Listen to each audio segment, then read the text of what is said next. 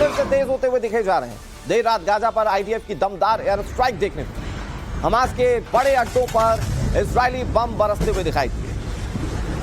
तस्वीरें आपके सामने, एयर स्ट्राइक, ग्राउंड अटैक, और यहां पर कैसे गाजा की पूरी शक्ल सूरत बिगाड़ने का जो दावा नेतन्याहू कर रहे थे उसकी ओर अग्रसर है। आप इन तस्वीरों में देखिए, हमास के कई ठिकाने थे जो बड़े ठिकाने थे, बताया जा रहा है बड़े कमांडर्स इन ठिकानों को लीड करते थे।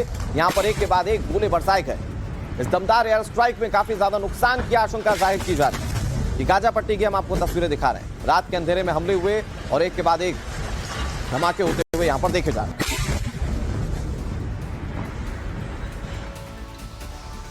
और इजराइल के तेल अवीव से बड़ी खबर हम आपको बता रहे हैं, जहां पर गाजा की तरफ से तेल अवीव पर हमला किया गया है।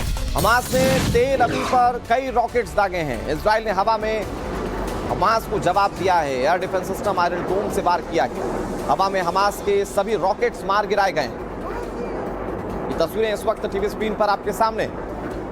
हमास ने कई रॉकेट्स दागे, लेकिन उसके बाद उसे कैसे इंटरसेप्ट हवा में कर दिया गया आयरन डोम की ओर से। इजराइल का सबसे मजबूत एयर डिफेंस सिस्टम आयरन डोम, वो कैसे हवा में ही इन रॉकेट से मोर्चा संभाल रहा है, आप इन तस्वीरों में देख सकते हैं। आयरन डोम ने जवाब दिया। बताया जा रहा है कि एक के बाद एक कई जो मिसाइलें थी जो दागी गई थी हमास की ओर से, उन्हें नस्तानाबूद कर दिया गया, जो कि एक बड़े तबाही का सबब तेल अवीव में बन सकती थी।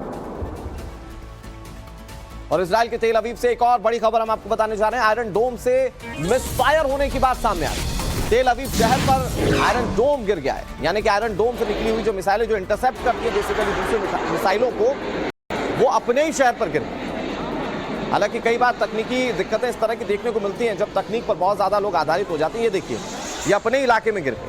ये दरअसल आयरन डोम से जो मिसाइल निकली थी वो हमास की ओर से दागी गई मिसाइलों को इंटरसेप्ट करने जा रही थी, और अचानक वो कैसे अपने ही इलाके में गिर गई, आप इन तस्वीरों में देख सकते हैं।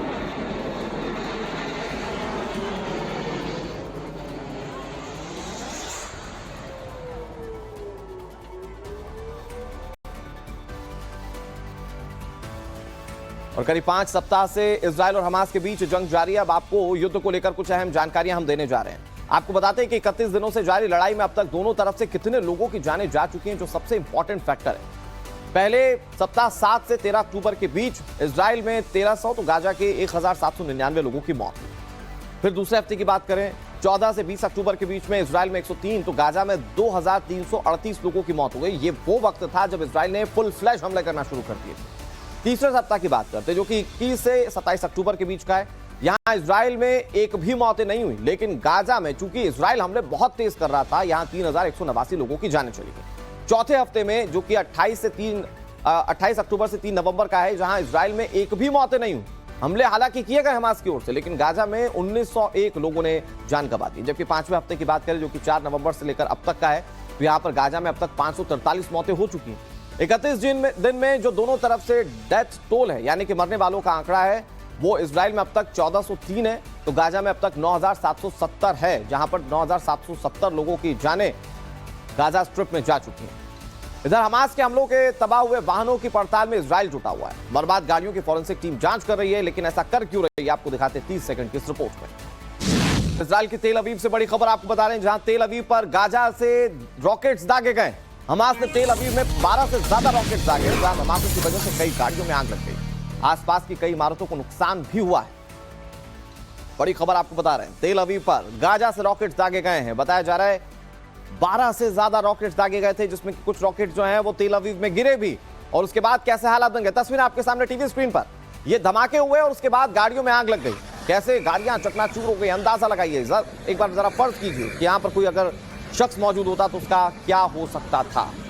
हमास ने 12 से ज्यादा रॉकेट से एक साथ दागे, और हमास का रॉकेट दागना यह बताता है कि जंग के 31वें दिन तक भी हमास, जो कि एक आतंकी संगठन है, जिसके पास अपना खुद का कोई बड़ा इंफ्रास्ट्रक्चर नहीं है, अपनी कोई सैन्य ताकत नहीं है बहुत बड़ी, वो कैसे इजराइल के आगे डटा हुआ है, आप इन तस्वीरों से देख सकते हैं। हालांकि ग्राउंड अटैक इजराइल की ओर से शुरू कर दिया गया है, और नेतन्याहू कह रहे हैं कि जल्द से जल्द गाजा पर हमारी विजय होगी। हालांकि अभी जंग के मैदान से उम्मीद की जा रही है कि राहत की तस्वीरें जल्दी सामने आएंगी।